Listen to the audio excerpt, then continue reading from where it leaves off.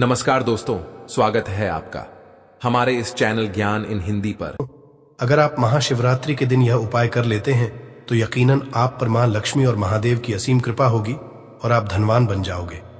आप धनवान ना बने तो मुझे बताना, बस आपको वह उपाय करने हैं जो इस वीडियो में आपको बताए जाएंगे। तो दोस्तों, ये वीडियो एक बार अपने फायदे के लिए जरूर पूरा देखना। ये वीडियो देखने के बाद आपको समझ में आ जाएगा कि वास्तव में महाशिवरात्रि पर इन वृक्षों को छूने से आपको करोड़पति होने से नहीं रोक पाएगा। ये वृक्ष महाशिवरात्रि पर छूने पर हर कोई हो जाता है, रातों रात करोड़पति धनी हो जाता है, उसका भाग्य चमक जाता है। दोस्तों, आज के इस वीडियो में मैं आपको 3 ऐसे वृक्षों के बारे में बताऊंगा। 3 में से कोई भी एक वृक्ष को आप छू लेते हैं तो तत्काल आपकी गरीबी मिट जाएगी।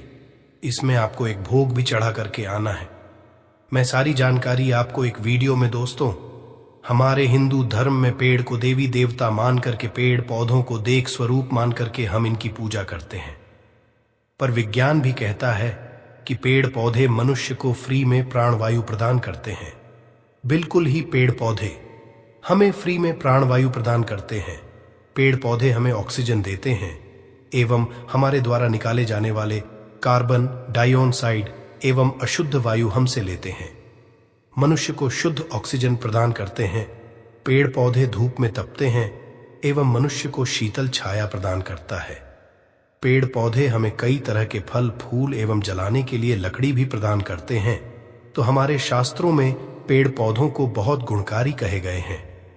अन्य बीमारी का उपचार पेड़ पौधों के माध्यम से, जड़ी बूटी के माध्यम से कर सकते हैं। दोस्तों, भगवान श्री कृष्ण भी पेड़ पौधों को बहुत ही महत्व दिए हैं। वृक्ष जो पीपल के वृक्ष हैं, इसे वृक्षों का राजा कहा जाता है, क्योंकि पीपल वृक्ष की आयु अन्य वृक्षों की तुलना में बहुत अत्यधिक होती है। भगवान श्री कृष्ण ने स्वयं गीता में कहा है, मैं वृक्षों में पीपल का वृक्ष हूं, क्योंकि स्वयं पीपल के वृक्ष में भगवान विष्णु एवं माता लक्ष्मी जी निवास करती हैं। तो आपको महाशिवरात्रि के दिन आज की अगर आप वीडियो देखेंगे, आज की जो वीडियो का विषय है बहुत ही सुंदर है। आपको महाअत्रि के दिन यह वृक्ष छू करके आ जाना है।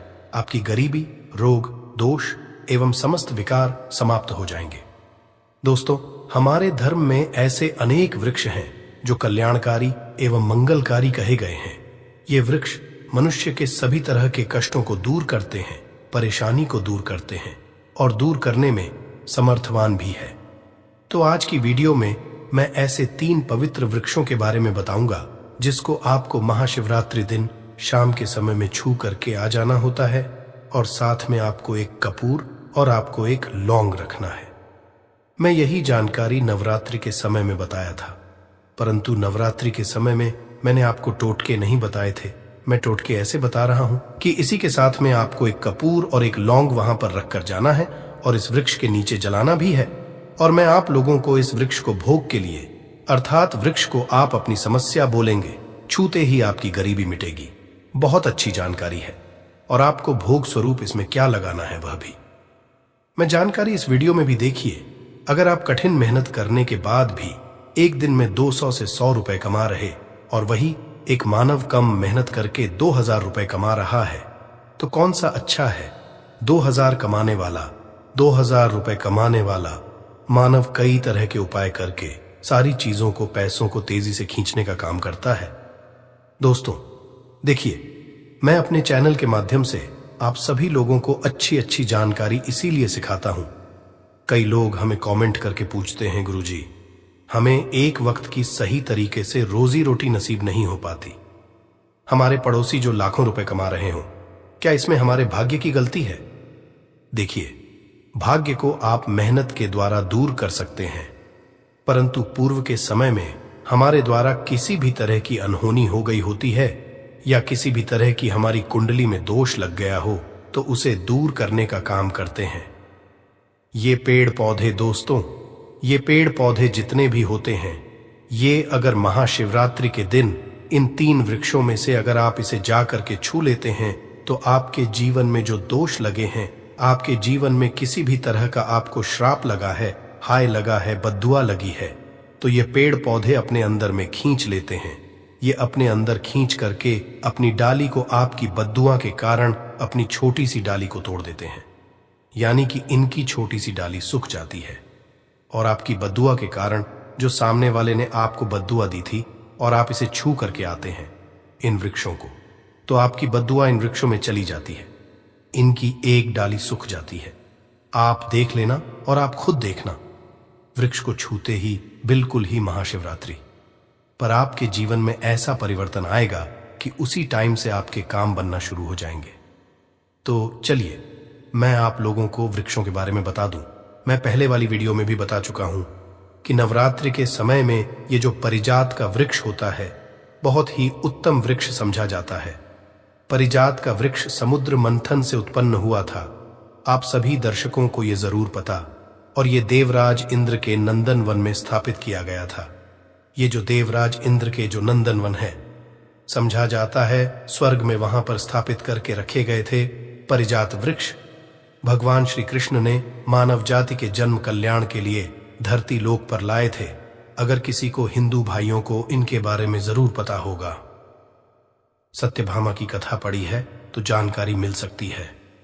आप सर्च करके गूगल में भी देख सकते हैं। ऐसा समझा जाता है कि मनुष्य के शरीर में कितनी भी ज्यादा कान हो, बिल्कुल इस वृक्ष को छूते ही तत्काल समाप्त हो जाती है। बहुत से लोग इस वृक्ष को थकान होने पर बिल्कुल इस वृक्ष को छूते हैं। बड़े बड़े राजनीतिक से जुड़े हुए लोग हैं।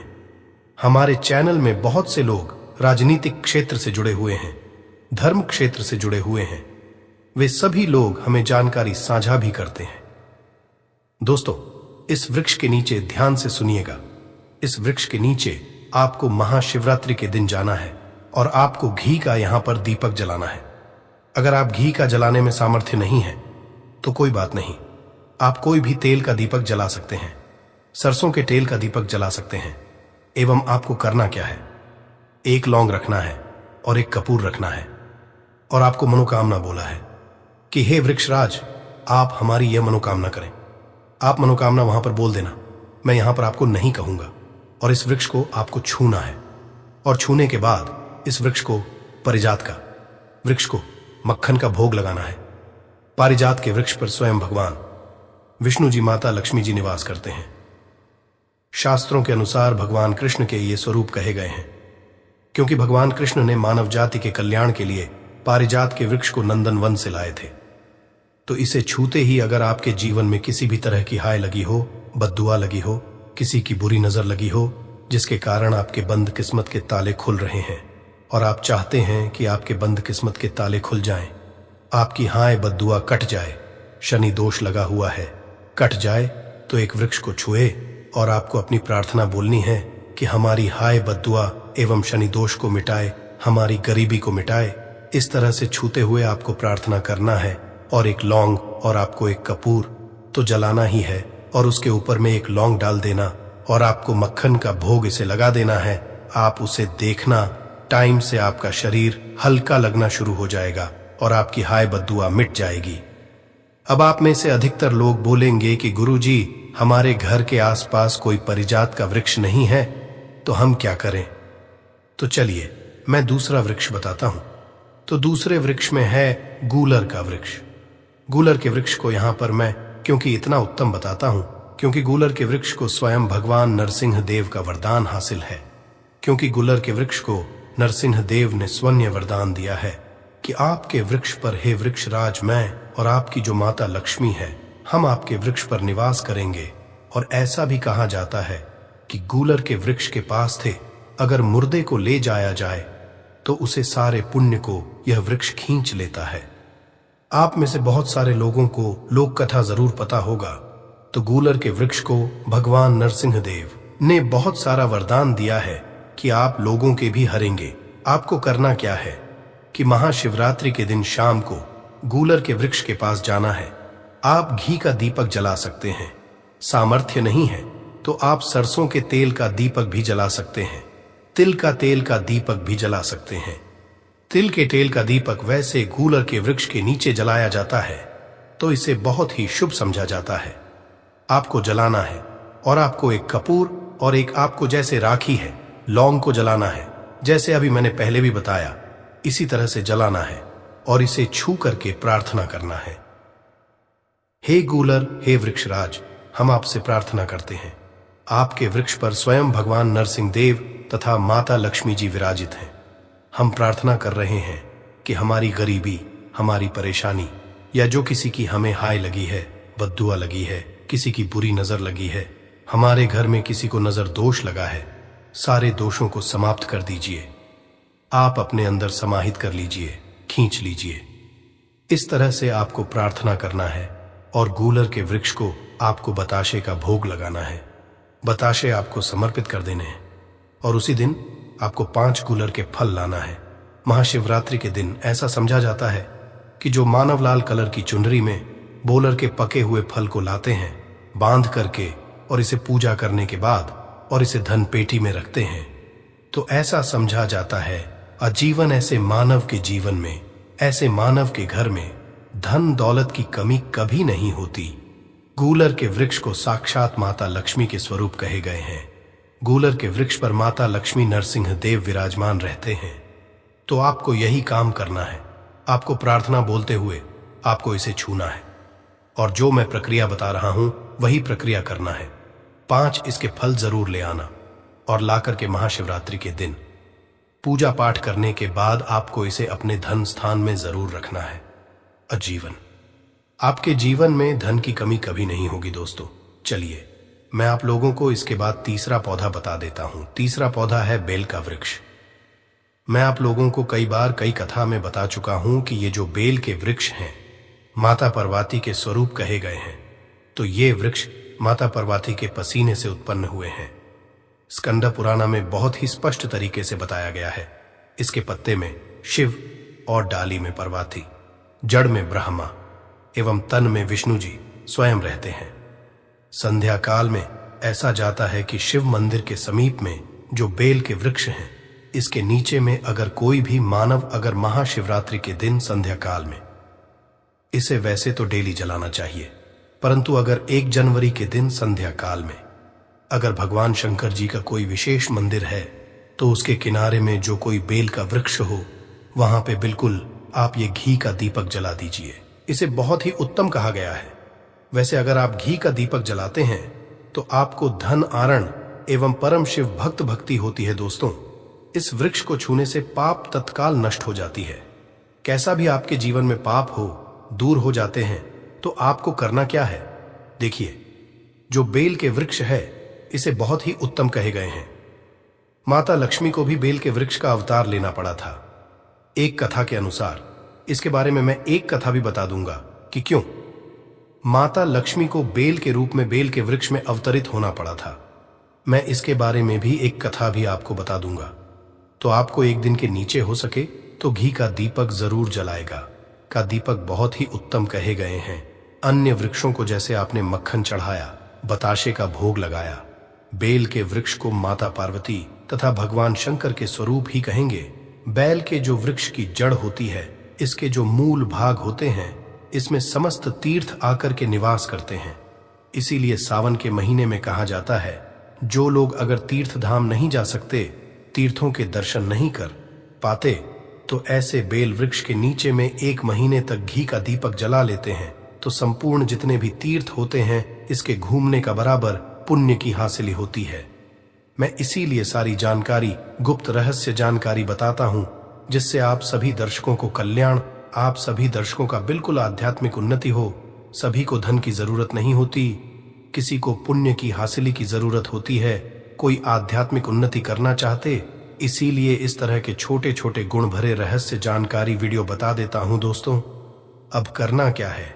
दिन इस वृक्ष को छूना है, माता पार्वती से प्रार्थना लगाना है कि है माता पार्वती, आप ही शक्ति स्वरूपा हैं, लक्ष्मी हैं, धन की देवी हैं, आप ही संसार को चलाने वाली देवी हैं।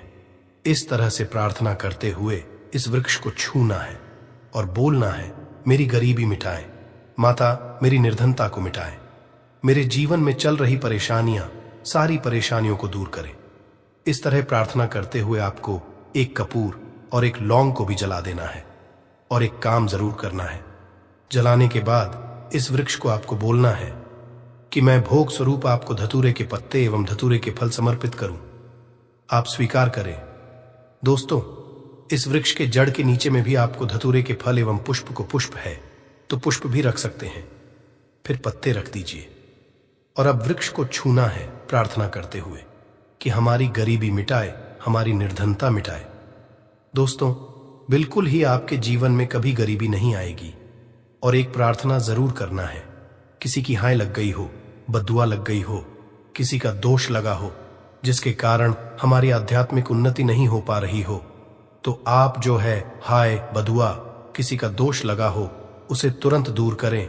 शनि, राहु, केतु का अगर दुष्असर लग रहा हो, ग्रहों में से कोई नवग्रह हमें पीड़ित कर रहा हो, या फिर किसी भी हमारे पूर्वजों द्वारा किसी भी तरह का हमें पितृदोष लगा हो, क्योंकि पितृदोष लगने के कारण मानव की आत्मिक उन्नति भी नहीं हो पाती, तो आप बोलना कि समझते तरह के दोषों को आप दूर करें, अपने अंदर में खींच लीजिए और आप हमें दोष मुक्त कर दीजिए। तो इस तरह से आपको यह प्रार्थना करना है। और एक काम आपको जरूर करना चाहिए। आपको दीपावली के दिन धर्मशास्त्रों में कहे गए हैं, बहुत लोग भी बताते हैं, हमारे गुरुजी भी कहा करते थे, दीपावली के दिन अगर बेल के वृक्ष की जड़ में मिश्रित युक्त जो मिश्री आती है खाली खली, आप सभी दर्शकों को जरूर पता होगा शक्कर टाइप की होती है, तो आपको मिश्री डाला हुआ दूध अगर आप इनकी जड़ में डालते हैं तो ऐसा कहा गया है कि ऐसा मानव कभी निर्धन नहीं होते। ऐसे मानव के जीवन से किसी भी तरह से अगर लक्ष्मी रुष्ट हो चुकी हो, रोग दूर हो जाते हैं, मानव पर मां लक्ष्मी भी प्रसन्न होती है। ऐसे मानव के जीवन में धन का अभाव नहीं होता। ऐसे मानव फिर निरोग रहते हैं, निरोग काया हासिल होते हैं। आप चाहते हैं तो यही क्रिया नियम के वृक्ष पर भी कर सकते हैं। नियम के वृक्ष पर माता लक्ष्मी निवास करती है, समस्त देवी शक्ति निवास करती है। नियम के वृक्ष में अगर आप जो है महाशिवरात्रि के दिन ध्यान से सुनना, महाशिवरात्रि के दिन सायंकाल में आपको एक गिलास या फिर एक लोटे सामर्थ्य के अनुसार तांबे के लोटे में आपको दूध डालकर कि इनके अंदर इन्हें जो है अभिषेक करना चाहिए, इनके जड़ में डालना चाहिए, परंतु आपको मीठा दूध ही डालना है। मिश्री मिला हुआ दूध आपको चढ़ाना है, इनकी जड़ में डालना है और गरीबी मिटाने की प्रार्थना करना है। या फिर जो लोग कर्जे का भार है वो लोग बोल सकते हैं कि हमारे कर्ज एक आभार दूर हो, या फिर जीवन में जो किसी भी तरह की जो परेशानी है। पर उससे पहले आपको यह हम बताएंगे कि शिवरात्रि कितनी तारीख को मनाई जा रही है और सही समय एवं संपूर्ण जानकारी इस वीडियो में हम आपको बताएंगे। तो इस वीडियो में यह भी बताया कि शिवराज के दिन ऐसा कौन सा गुप्त उपाय किया जाए जिससे आप रात और रात धनी बन सकते हैं। इस वीडियो को आप पूरा देख लेते हो तो आपका जीवन बदल सकता है। इसलिए इस वीडियो को हम आपसे हाथ जोड़कर निवेदन करते हैं कि इस वीडियो को देख लेना। चलिए जान लेते हैं बारी बारी से सब कुछ कि शिवरात्रि के दिन ऐसा क्या खा लेना है हमको जिससे हम धन की हासिली हो, हमारी हर एक मनोकामना पूरी हो जाए। चलिए जान लेते हैं महाशिवरात्रि भारतीयों का एक प्रमुख त्योहार है। यह भगवान शिव का प्रमुख पर्व है। माघ फाल्गुन कृष्ण पक्ष चतुर्दशी को महाशिवरात्रि पर्व मनाया जाता है। समझा जाता है कि सृष्टि का प्रारंभ इसी दिन से हुआ था। पौराणिक कथाओं के अनुसार इस दिन सृष्टि का आरंभ अग्निलिंग, जो महादेव का विशाल काल स्वरूप है, के उदय से हुआ। इसी दिन भगवान शिव का विवाह देवी पार्वती के साथ हुआ था। महाशिवरात्रि के दिन भगवान शिव व पत्नी पार्वती की पूजा होती है। यह पूजा व्रत रखने के दौरान की जाती है। साल में होने वाली 12 शिवरात्रियों में से महाशिवरात्रि को सबसे महत्वपूर्ण समझा जाता है। एक भारत सहित पूरी दुनिया में महाशिवरात्रि का पावन पर्व बहुत ही उत्साह के साथ मनाया जाता है। महाशिवरात्रि कब रहेगी? वर्ष 2024 में होली के पहले फाल्गुन कृष्ण पक्ष की चतुर्दशी के दिन महाशिवरात्रि का त्योहार मनाया जाता है। मास में शिवरात्रि और फाल्गुन माह में महाशिवरात्रि का पर्व मनाया जाता है। सदन शिव जी की विशेष पूजा और आराधना होती है और विशेष अभिषेक किया जाता है। अधिकतर मत के अनुसार शिव जी की पूजा निश्चित काल में की जाती है। 8 मार्च 2024 शुक्रवार को रहेगी महाशिवरात्रि चतुर्दशी तिथि प्रारंभ। 8 मार्च 2024 को रात्रि 9:57 बजे चतुर्दशी तिथि समाप्त। 9 मार्च 2024 को शाम 6:17 बजे। कब है महाशिवरात्रि? चूंकि महाशिवरात्रि की पूजा रात में होती है और वह भी निश्चित काल में, इसलिए 8 मार्च 2024 को यह पर्व मनाया जाएगा। चतुर्दशी पहले ही दिन निश्चित व्यापनी हो तो उसी दिन महाशिवरात्रि मनाते हैं। रात्रि का 8वां मुहूर्त निश्चित काल कहलाता है। पूजा के शुभ मुहूर्त: अभिजीत मुहूर्त दोपहर 12:08 से 12:56 तक। विजय मुहूर्त दोपहर 2:30 से 3:17 तक। गोधूली मुहूर्त शाम 6:23 से 6:48 तक। सांघन संध्या शाम 6:25 से 7:39 तक। अमृतकाल रात्रि 10:43 से 12:08 तक। सर्वार्थ सिद्ध योग सुबह 6:38 से 10:41 तक। निश्चित मुहूर्त रात्रि 12:07 से 12:56 तक। क्यों मनाते हैं महाशिवरात्रि का पर्व? फाल्गुन कृष्ण चतुर्दशा देवों महर्षि ईशान संहिता में बताया गया है कि फाल्गुन मास की कृष्ण चतुर्दशी की रात्रि में आदिदेव भगवान शिव करोड़ों सूर्यों के समान असर वाले शिवलिंग रूप में प्रकट हुए थे। समझा जाता है कि सृष्टि की शुरुआत में इसी दिन आधी रात में भगवान शिव का निराकार से साकार रूप में ब्रह्मा से रुद्र के रूप में अवतरण हुआ था। प्रलय की बेला में इसी प्रदोष के समय भगवान शिव तांडव करते हुए ब्रह्मांड को तीसरे नेत्र की ज्वाला से भस्म कर देते हैं। इसलिए इसे महाशिवरात्रि या जलरात्रि भी कहा गया है। शिकारी ने उसे भी जाने दिया। 2 बार शिकार को खोकर उसका माथा ठनका, वह चिंता में पड़ गया। रात्रि का आखिरी पहर बीत रहा था। तभी एक अन्य बच्चों के साथ उधर से निकली शिकारी। यह स्वर्णिम अवसर था। उसने धनुष पर तीर चढ़ाने में देर नहीं लगाई। वह तीर छोड़ने ही वाला था कि बोली, हे पार्थी, मैं इन बच्चों को इनके पिता के हवाले करके लौट आऊंगी। इस समय मुझे शिकारी हंसा और बोला, सामने आए शिकार को छोड़ दूं। मैं ऐसा मूर्ख नहीं। इससे पहले मैं 2 बार अपना शिकार खो चुका हूं। मेरे बच्चे भूखा प्यास से तड़प रहे होंगे। उत्तर मैंने फिर कहा, जैसे तुम्हें अपने बच्चों की ममता सता रही है, ठीक वैसे ही मुझे भी। इसलिए सिर्फ बच्चों के नाम पर मैं थोड़ी देर के लिए जीवन दान मांग रही हूं। हे पार्थी, मेरा विश्वास कर, मैं इन्हें इनके पिता के पास छोड़कर तुरंत लौटने की प्रतिज्ञा करती हूं। दोस्तों, आगे जानकारी बताने से पहले आपसे एक छोटा सा अनुरोध करना चाहेगा कि आप अपनी राशि को कमेंट बॉक्स में जरूर डाल दें, क्योंकि हम राशि से जुड़ा आपका भाग्य भी बताएं और भाग्य में चल रही परेशानियों को दूर करने के लिए वह उपाय भी बताते हैं। इसलिए आप अपनी राशि को कमेंट बॉक्स में जरूर ही डाल दें, जिससे कि हम आपको विशेष रूप से उपाय बता सकें। चलिए आगे जानते हैं दोस्तों। वीडियो बीच में छोड़कर मत जाना, क्योंकि हम अंत में जो उपाय आपको बताएंगे वह आपकी जीवन बदल सकता है। इसलिए इस वीडियो का एक भी पाठ आप मिक्स मत करना, नहीं तो बहुत बड़ा नुकसान हो सकता है। इसलिए वीडियो को पूरा देखें। मृगी का दीन स्वर सुनकर शिकारी को उस पर दया आ गई। उसने उस मिर्गी को भी जाने दिया। शिकार के अभाव में बेल वृक्ष पर बैठा शिकारी बेलपत्र तोड़ तोड़कर नीचे फेंकता जा रहा था। पांव फटने को हुई तो एक हृष्टपुष्ट मृग उसी रास्ते पर आया। शिकारी ने सोच लिया कि इसका शिकार वह जरूर करेगा। शिकारी देखकर मृगविनीत स्वर में बोला, हे पारधी भाई, अगर तुमने मुझसे पूर्व आने वाली 3 मृगियों तथा छोटे छोटे बच्चों को मार डाला है तो मुझे भी मारने में विलंब न करो, ताकि मुझे उनके वियोग में एक क्षण भी दुहक न सहना पड़े। मैं उन मृगियों का पति हूं। अगर तुमने उन्हें जीवन दान दिया है तो मुझे भी कुछ क्षण का जीवन देने की कृपा करो। मैं उनसे मिलकर तुम्हारे समक्ष उपस्थित हो जाऊंगा। मृग सुनते ही शिकारी के सामने पूरी रात का घटना चक्र घूम गया। उसने सारी कथा मृग को सुना दी। तब मृग ने कहा, मेरी 3 पत्नियां जिस प्रकार प्रतिज्ञाबद्ध होकर गई हैं, मेरी मृत्यु से अपने धर्म का पालन नहीं कर पाएंगी। जैसे तुमने उन्हें विश्वास पात्र मानकर छोड़ा है, वैसे ही मुझे भी जाने दो। मैं उन सब के साथ तुम्हारे सामने शीघ्र ही उपस्थित होता हूं। उपवास, रात्रि जागरण तथा शिवलिंग पर बेलपत्र चढ़ने से शिकारी का हिंसक हृदय निर्मल हो गया था। उसमें भगवत शक्ति का वास हो गया था।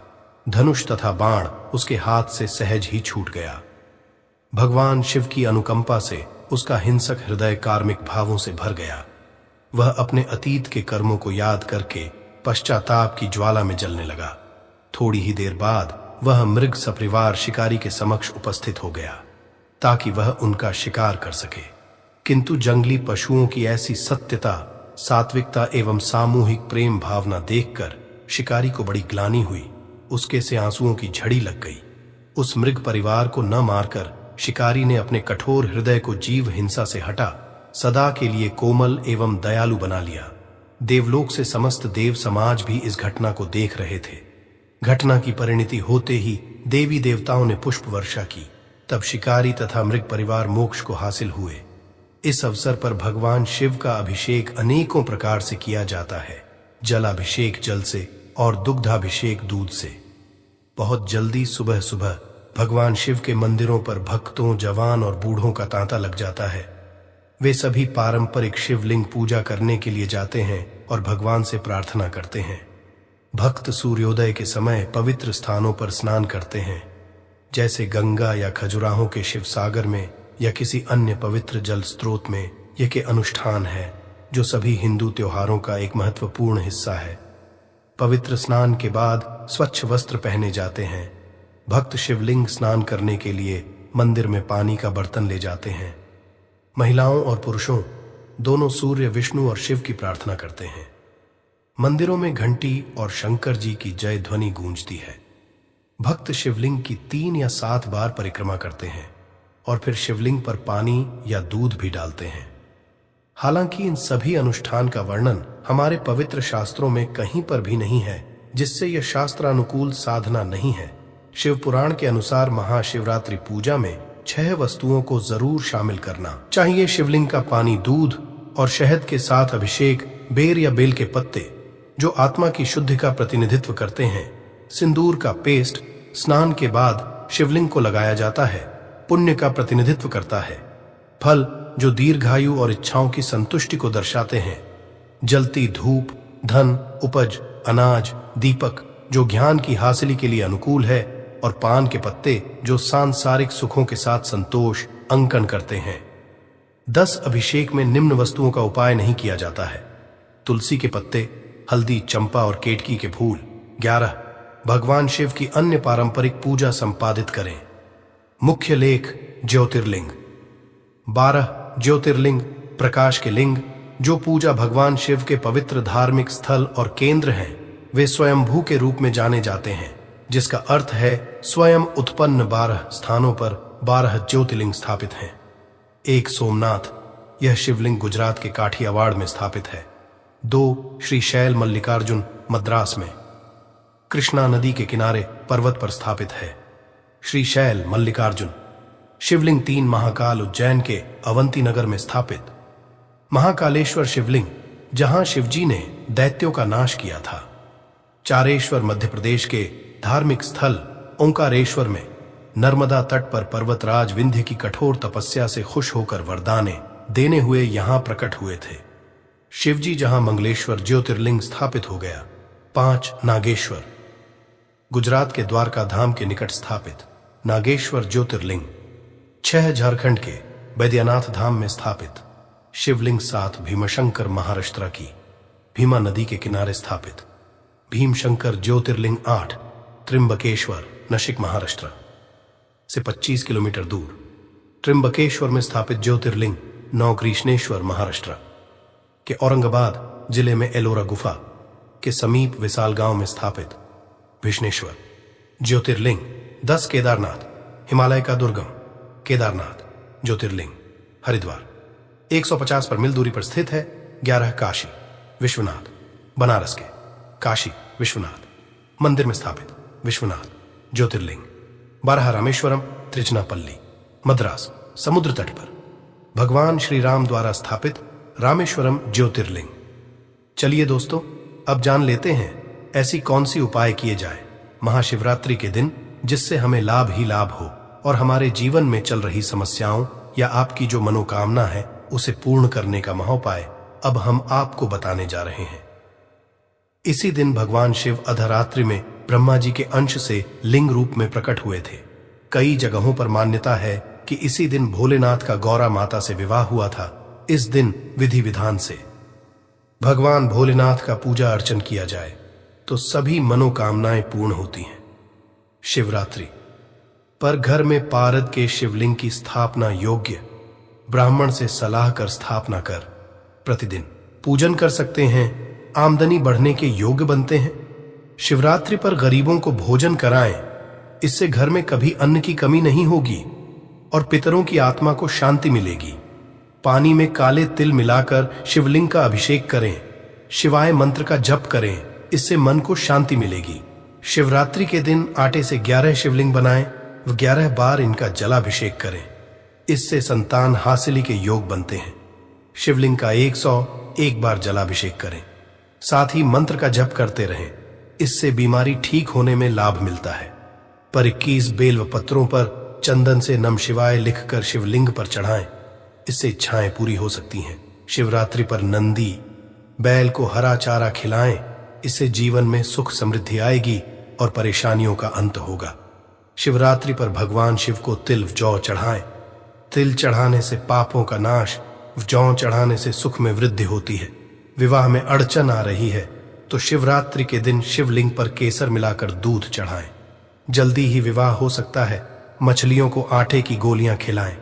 इस दौरान भगवान शिव का ध्यान करते रहे, इससे धन की हासिली होती है।